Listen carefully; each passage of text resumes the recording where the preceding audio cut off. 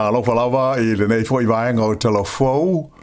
O lea ua se atu I le motu I saute tu langa whaale tonu ma le lolo wā o le tau. Lea sa I longa o na mawhati ai se vaenga tele I le pito I lalo le motu I matu. E au fia ai ma le lau mua I Wellington e nei. Ua liputia mai le mamafa o ti munga e mai se le malo losi o matangi. Ua tai ai nei kala I estete whapea le Banks Peninsula. Mai ua lolo vai ai ma Aotearoa. O le lipoti mai le ofisa va ai tau le Met Service na whaali ai e whapea o se vahenga whaale tonu o le tau na ta oto I sa sae o New Zealand ua se e maalia tu nei le tu langi saute mai o loo mafua mo yaiti munga mamafa o loo aafi ai vahenga pito I lalo le motu I matu ai whapea ai ma le tala whatai sa sae o le motu I saute. Whaalia foi o le ua amata o na tuu mamaina le malolosi o matangi mai saute sae sa aafi ai nuu mai tūmalo I le o ngātu tonu o New Zealand. Ua wha mamaluina nei I ala pata inga o ti munga mamafa mo le Banks Peninsula se I o atu I le tūlai ono I le fiafia nā nei. Mai ua avalo I fo I le wha au popoina o leisi se lau milimita o le suatimu e pa uwai I lea vaenga o le motu I saute. E whapena fo I le aio kala estete ma vaenga mawurulunga e iai le Canterbury Plains ma nuu e I le vao le waitafe o le Rangitata River ma Amberley.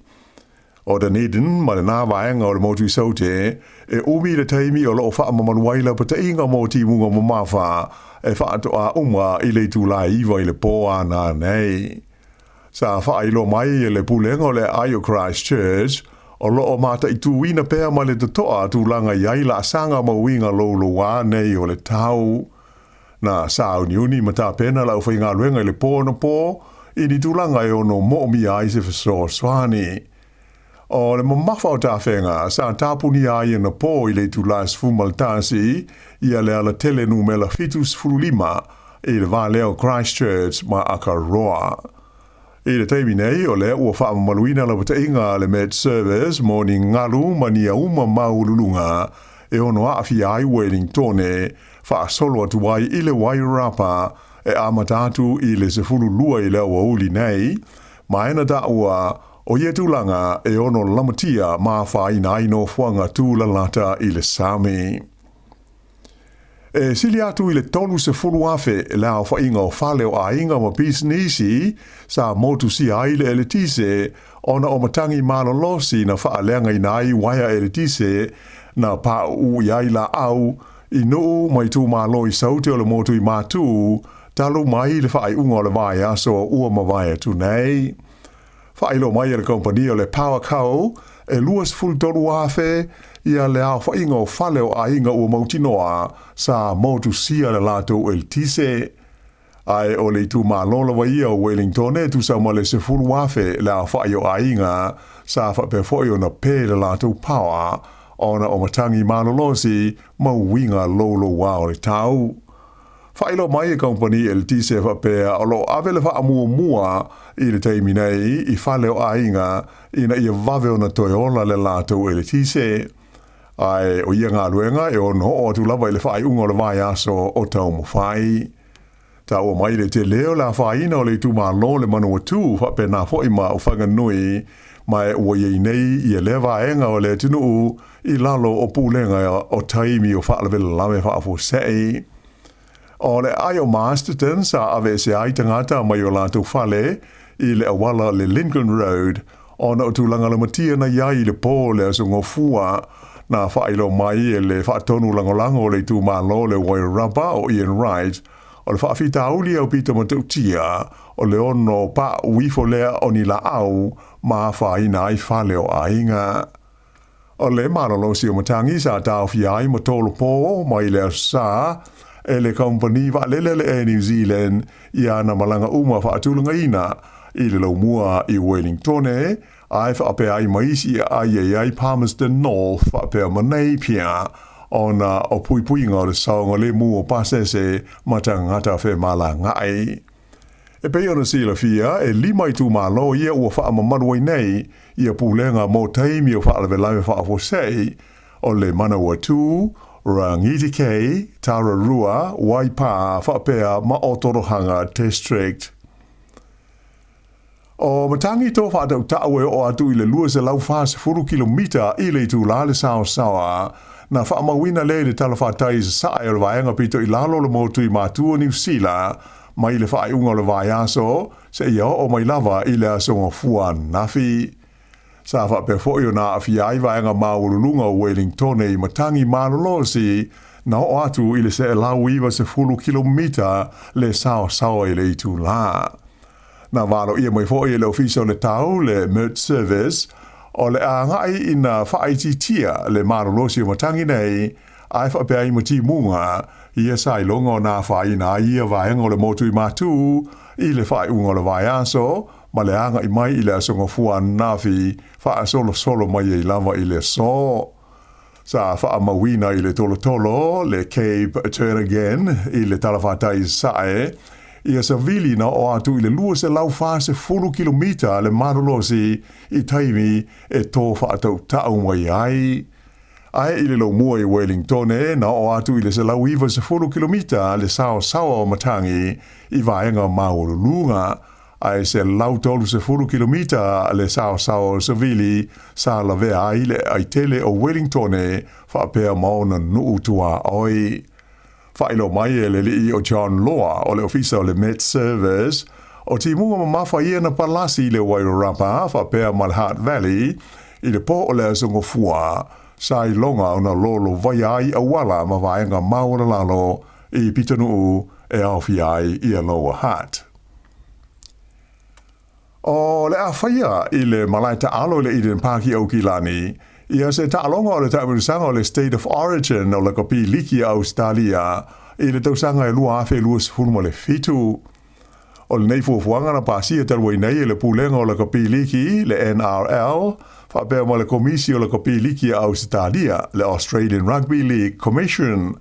o se mata upu e whapea ua tolu tausanga o whaatala noa ina pea. O le ta'alonga leo le awhai mai i le Eden Park, i le vao le aua le stete o Queenslandi, ma le aua le stete o New South Wales, ua manatu o le ao atu i le 5 se funuafe le awha inga o tangata e mai moa ai. I se whilo inga ma le autu stala i le tae au le songa fuan nafi a le palemia, Christopher Luxon, ma le pule nuo au kilani o Wayne Brown,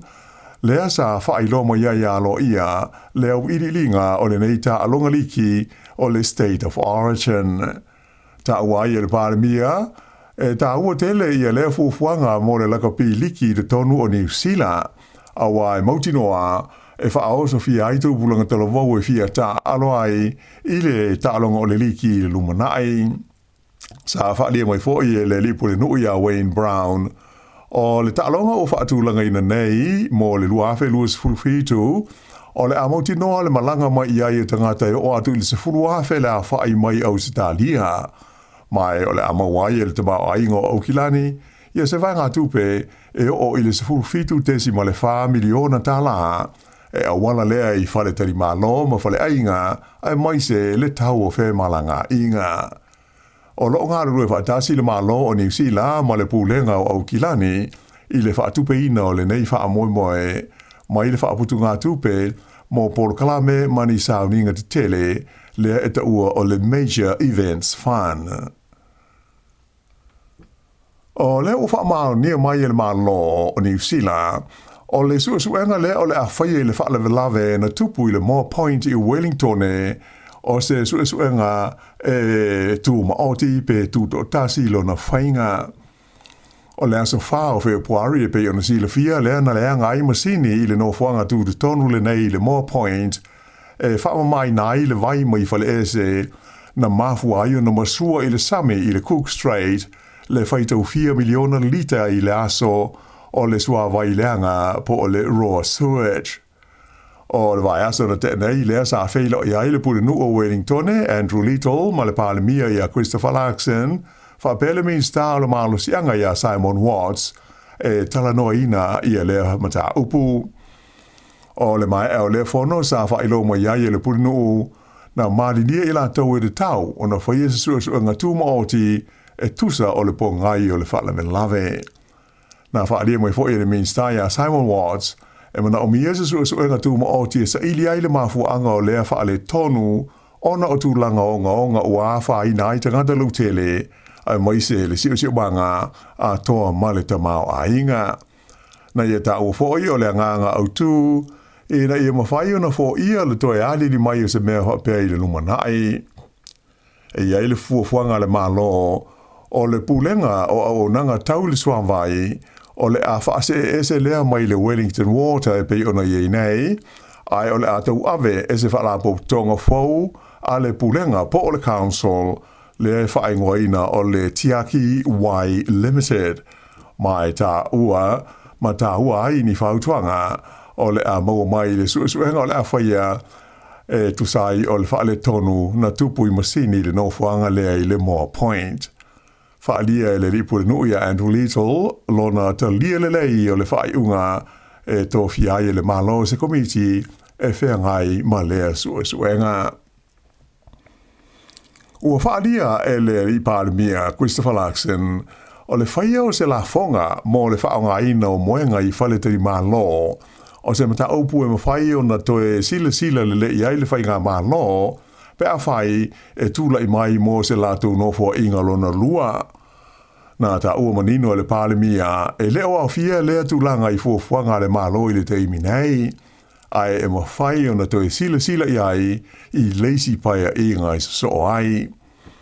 O le mataupule nei e winga I se la fonga mo moenga o whaletari malo, lea e ta ua o le bed tax, e talua na tūla I mai laksen I le tofi palemia, e na te le Italia ina, e ui o se mata upu e whina wina malosi pea e le pule nuo au kilani o Wayne Brown. O le mau o le li nei o Brown, o le whai o se la fonga mo le whaonga ina o moenga e tu lisi mai whafo, e se mai le la fonga po o le levi, le e tongi e tu lisi e ta ua o le la fonga mo tu lisi e pui ai le si banga, le International Visitor Conservation and Tourism Levy, o le a soani e wha tupe ai le maketi ina o New Zealand I tangata ta whao mai moa, a ato ai mani sauninga de tele fia wha atino ina. E I oe le palemia e le tau na wha le leia tau mwhainga le malo, e wha ato sina ina mai ai ni wha atasinga mani wha fianga de tele, mai o le teminei, o lo langalango ina le malo ia I tua ingo fufuanga, o lo leina tutusa ai ma le malo o Aotearoa. O ia manatu o le palemia sa folosia le teibio se whailo inga ma le autus Tala I au kilani I le aso nafi. O le manatu o le pole nuu au kilani a whaia se la fonga mo moenga e tusa ma le lua ma le 0.5%, e le tau na mo mai ai se tupe tusa ma le lua se fulfitu miliona Tala. Mai o le amwhaiai au kilani ona tau wā ma isi ai e pei o Sydney le e iai fo I le lātou la fonga mo moenga e mo moe ai I a tu lisi mai whafo. Ai o se manatu whaalia o le taitai o le Labour ia Chris Hipkins ina ua fisilingia na ia ta awai lo na langolango ina o le sitia lea ma le wha teleina peo sauninga ma polkala me whaia mai I te tonu o au kilani ma New Zealand nei, ai maise le malai ta alo I le Eden Park. Ai o lona ta ofi, e mana o mio na whaatala noa lea ma ta upu I le vāo le malo tu te tonu, ma le malo wha ai tu malo I se whainga, e whapea o na ngā lulue whaatasi ai I le hanga I atu I le lumanai. Na pei o le vai tafe nisi o wala I le pitanu o Stokes Valley, o na o se pei patele o le vai na pā ai le fiafi le songfua nafi, o lalo le ala tele ingo o le Kamahi Street, le na pā ai le pei patele le nei o le sua vai, ma masua ai le wala le fia hafe lita o le vai, mai sa I longa na ta fia ai le palapala, ma maa I lunga o le ala tele, ma whaingata ai le feo ingo masani o ta avale, lipotia mai le tupu o le whaale tonu po le tu lais furulua I le wauli o le songa fua. O loo masalomia o le sua vai mai ti munga, le asa le tau o naru tu tonu o le paipa le nei I lalo o le le na tupu ai le whaale velave ina ua pā, ma whaale anga I nai le paipa. O loo manatu foi, o loo manatua foi e nisi o tangata na nofo ai lewa anga o Stokes Valley, sa tupu mua fo i se mea whapea i le tusanga i tasi iwa fituono le fo i na pā ai se paipatele ma lo fia ai le awala manisi vaenga o lea pitanu o i le sua vai. E ma tau upu whai o bango, na tau whai pa ula i titi i lalo le tu langa ina o pāti au tue lua le National whapea ai ma le Labour i le taunu unga le suenga le tau mai nei a le One News Variant Poll o manatu malango na o le au palota o Nifsila. E lua points na pa uai le ina o le pāti le National tu lai mai ei la tau i le 12.5% i le teimi nei, ai 12 points na pa uai le Labour le o tu lai mai la tau i le 12.5 ma le lua pasene.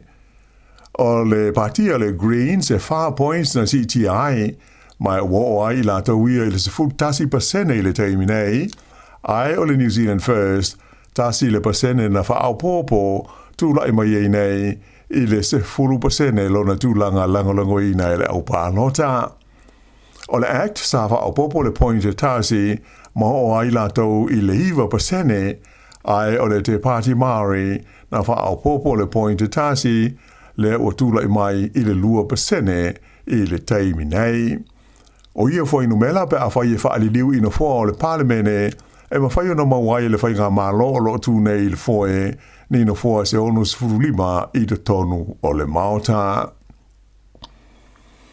Ua whaino mai le kompani e le tise o le Contact Energy ia le sitia le i le fast food 5% o ana polofiti mo le awha mua le tausanga e ui ina sa pa u le 5% o ana tupe maua. O le polofiti sa wha mawina a lea kompani mo le awha mua le tausanga po o le ono masina lea na umaya te sema e lua se lau mo le 5 miliona Tala. Mai watangi ai se sitanga i lua se 5% lea na o i le awha miliona Tala. Sa ta au fia whatawa inga wha businessi a le Contact Energy i se vaenga o na tamu whainga e sa ili ai se vaenga tupe e tu sa ma le 5 se lau nuas 5 miliona Tala e whaalele iai isi vaenga o la na tina e whaonga ai maa mo o nanga wha elitise e mai se o le usa mai le a toa male malosi o le la. Ua whailo mai fuafanga le malo fiti ina ia toe da Tala le ofisa o lona kone sula i au kilani e fesosonia i tangata fiti ma whaale leia tidi ai le tūlanga tau he whaataua inga i Aotearoa nei.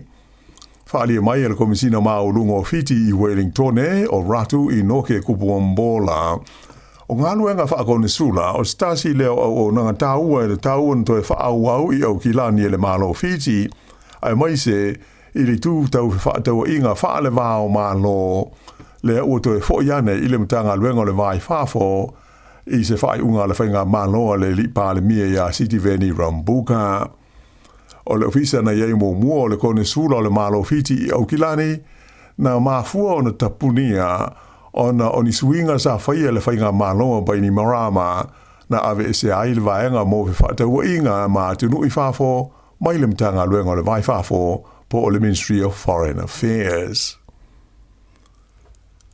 Ua whaamautu ina lawa no le li tala vau o Luca Harrington o New Zealand e tau vai i le final o le vaenga e whaingo ina o le free ski i taalonga o le Olimpeka o le tau malulu o lo whaia nei i Italia. O Harrington, luas fultasi tausanga le soifua e mai le nuu o Wanaka o ia le o lo umia nei le siampini o le langi i le taalonga le nei o whaase enga i le aisa e tau o le free skiing. Na tūlanga 5 o ia ina ua umata aunusanga e tolu sa sue ai awa noa ngai le final ina ua sao ia ina o le se furulua o ila tau pito ilunga mai la wha inga e to luas fulmaleiva o tangata sa tau vai i lea fo i taalonga o le Olimpeka. O lea sa lulu nei e wha iai le final po le sua ngā fusi mō pine o lea taalonga i Italia. Ua filifilia e le aua lolo peleki i Duplessis Kilifi whapea ma Jody Barrett e a vea ma kapiteni so whaatasi o le aulakapi o le Hurricanes Wellington